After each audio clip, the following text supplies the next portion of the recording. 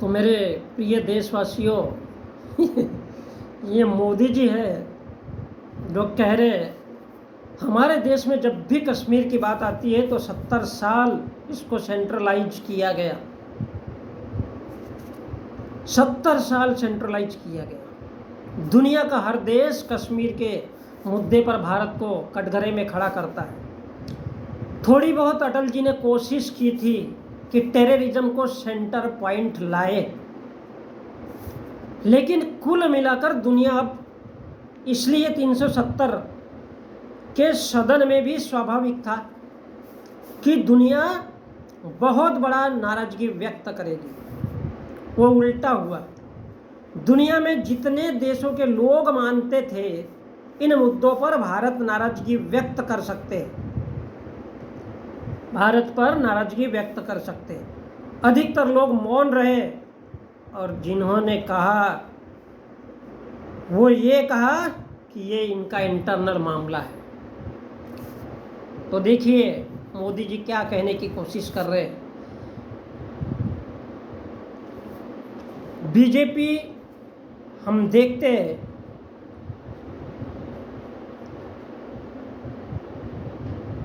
भारत में इंदिरा गांधी के ज़माने में जब इमरजेंसी लगी थी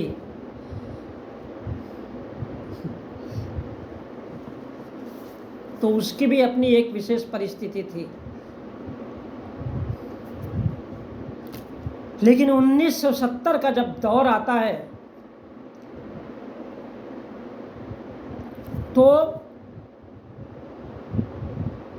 आरएसएस को कहीं मौका नहीं मिला। आरएसएस ने बहुत कोशिश किया, क्योंकि आरएसएस की स्थापना 1925 में होती है। आरएसएस ने भरसक प्रयास किया, लेकिन 1940, 1942 इसके बाद उसने अपना रौब दिखाया और लगभग 70 सालों की खुन्नस इस देश में, जब कांग्रेस की सरकार 65 सालों से बनी रही तो उसकी जो खुन्नस थी उसको सेंट्रलाइज किया गया। मोदी जी कह रहे हैं, मैं नहीं कह रहा हूँ। तो 70 साल इसको सेंट्रलाइज किया गया, इस खुन्नस को पाला गया। और 1970 का जब आसपास में दौर आता है तो वहाँ से इस देश में वितंड को शुरू किया गया। वितंडवाद, जिसको हम ब्राह्मणवाद कहते हैं, जिसको हम आतंकवाद कहते हैं, जिसको हम नक्सलवाद कहते हैं, वो इस देश में अगर किसी ने लाया है तो आरएसएस, जनसंघ और इस देश के तमाम उन बड़े हिंदू संगठनों के लोगों ने उठा करके लाया है, क्योंकि इनको मौका नहीं मिल रहा था कांग्रेस के रहते। तो वो मोदी जी कहते हैं कि 70 साल इसको सेंट्रलाइज किया गया, इस खुन्नस को, इस सदमे को बर्दाश्त करते करते लाया गया। और दुनिया का हर देश कश्मीर के मुद्दे पर इसीलिए भारत को खड़ा करता है। कश्मीर कश्मीर कश्मीर। तो थोड़ी बहुत अटल जी ने कोशिश की थी। तो बंधुओं, हम देखते हैं राम मंदिर, बाबरी मस्जिद, इस मुद्दे को उठाया गया। जिस राम के भारत में पैदा होने पर 29 साल सुप्रीम कोर्ट को ये सोचने में लगा कि वास्तव में राम भारत में पैदा हुआ कि नहीं। अरे वो तो अवतार हुआ है भैया, वो तो चड्डी बनियान पहन करके ऐसे ही उड़ता हुआ आ गया। मैंने कहा पतंग उड़, मैंने कहा पक्षी उड़ जा, पक्षी उड़ गया, क्योंकि मैंने बोल दिया उड़ गया। And that is the point, उसका अवतार हुआ। किसी ने बोला वो पैदा हुआ, ग्रंथों में लिख दिया चड्डी बनियान, तो वो चड्डी बनियान की गैंग बन गई। और इन बातों को सेंट्रलाइज करने के लिए इस खुन्नस को पालने के लिए 70 साल लगे। तो मोदी जी बोल रहे हैं कि इसकी थोड़ी बहुत कोशिश अटल जी ने की। और 1990 में दौर शुरू होता है कश्मीर में उन तांडव को शुरू करने का, जिसको हम कभी कश्मीरी पंडित कहते हैं और ये कहते हैं। तो ये उन बातों की खुन्नस थी कि साला इस देश में आतंकवाद कैसा पैदा हो, तो ये अटल जी ने उसको सेंटर पॉइंट बनाया, टेररिज्म को सेंटर में लाया अकॉर्डिंग टू नरेंद्र मोदी, कि बोले इस देश के लोगों को सालों को मारना कैसा है, तोड़ना कैसा है, फोड़ना कैसा है, क्यों बहन चौध इस देश के लोग शांति से जीना चाहिए, इनकी माँ की आँख, इनकी जात का बैधा मारू, इस देश के गरीब, इस देश के जवान, इस देश के किसान क्यों साले शांति से जीना चाहिए, इनकी माँ का साकिना का और इनकी जात का बैधा मारू, साले झाड़ भरे के छोटे छोटे जाति के हैं, क्या उखाड़ लेंगे वो इस देश के इन हिंदुओं का। कौन से हिंदुओं का? ब्राह्मण बनिया और ठाकुर, इन विदेशी ब्राह्मणों का जो ईरान से आए।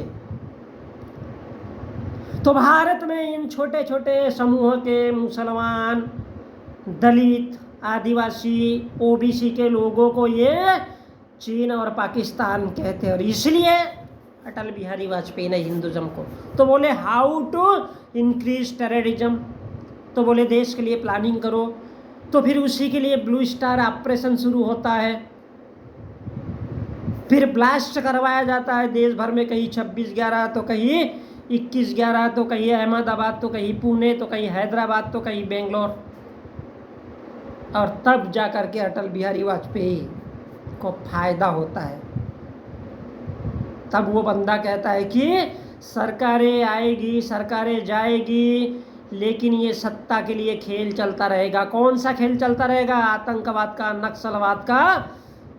कौन है आतंकवादी और नक्सलवादी? इस देश के SC, ST, OBC और माइनॉरिटीज के जो तमाम है ना छोटे मोटे हुकलंडू, क्या बोलते हैं उनको, सिख, वो अलित, दलित, पलित, क्या क्या है वो, ईसाई फिसाई, तो ये छाड़ भरे के लोग क्या उखाड़ के रखेंगे। तो बंधुओं, प्रधानमंत्री ही उस विचारधारा का है, तो ये तो होना ही था,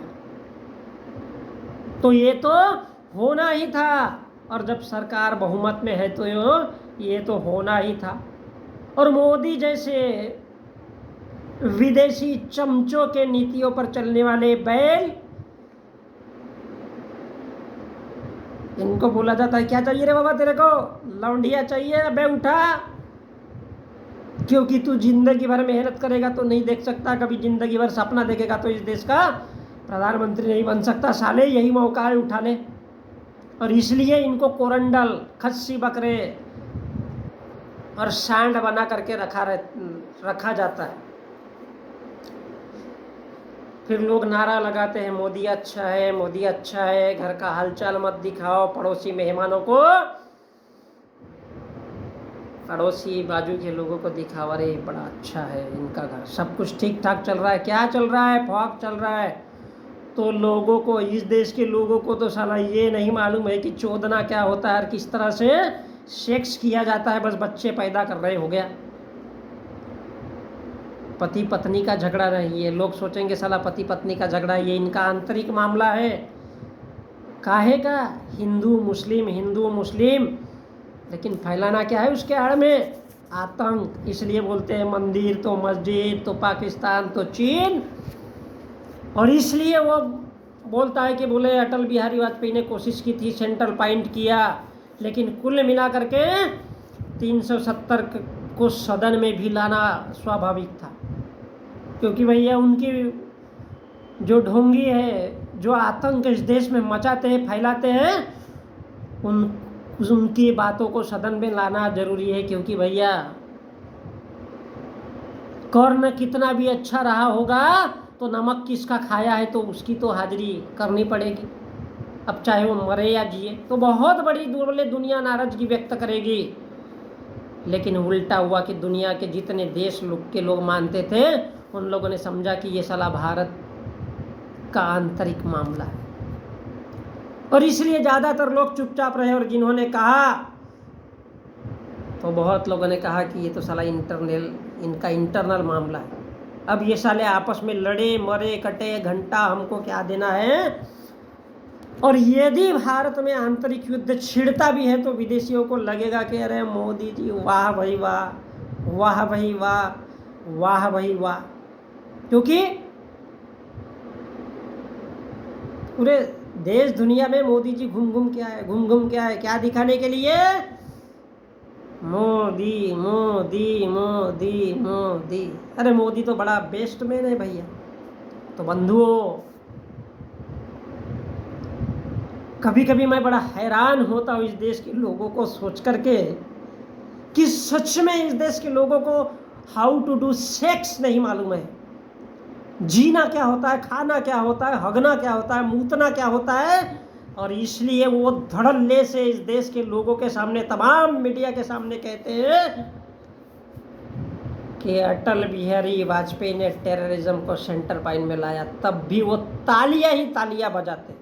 अरे वो बोल रहा है कि भैया आतंकवाद को अटल बिहारी वाजपेयी ने लाया और मैंने उठा करके उस आतंकवादी व्यवस्था को इस देश के सदर में उठाया, तो भी इस देश के लोग साला घंटा नहीं समझ सकते, तो वो क्या समझेंगे? खाना पीना, हगना मूतना, सेक्स। जब वो इसको नहीं समझ सकते तो मतदान को क्या समझेंगे? और मतदान को नहीं समझ सकते तो संविधान को क्या घंटा समझेंगे? तो धन्य है इस देश के लोग यार। मैं तो कभी कभी हैरान होता हूँ। और इसलिए मोदी जी कहते हैं कि हमारे देश में जब भी कश्मीर की बात आती है तो 70 साल इसको सेंट्रलाइज किया गया। शब्दों को समझिए। और दुनिया का हर देश कश्मीर के मुद्दे पर भारत को कटघरे में खड़ा करता है। विदेशी लोग सोचते हैं कि साला ये बहुत गलत हो रहा है, लेकिन थोड़ी बहुत अटल जी ने कोशिश की थी टेररिज्म को सेंटर पॉइंट में लाए। लेकिन कुल मिलाकर के दुनिया इसलिए 370 के सदन में शांत थी कि बोले इसको लाना हमारे लिए बड़ा जरूरी था। दुनिया में हम लोगों को लगा कि बोले बहुत नाराजगी व्यक्त कर ली, लेकिन घंटा किसी को फर्क ही नहीं पड़ा। दुनिया के लोग, पूरे विदेश के लोग सोच रहे, लेकिन हमारे देश के किसी भी इंसान ने हु और छू नहीं किया। काहे करेंगे भाई? जिनको साला हगना मुतना सेक्स ये नहीं मालूम है तो वो मतदान क्या समझेंगे, भाषण क्या समझेंगे और चीज़ों को क्या समझेंगे? तो बंधुओं, धन्य है वो देश जिसको बड़े शौक से इस देश के फिल्म इंडस्ट्री से लेकर के पूरे के पूरे मीडिया वाले और हर कोई, प्रिंट मीडिया, अखबार, हर कोई लिखता है मेरा भारत महान। अबे कम से कम वाह यार, वाह भाई वाह।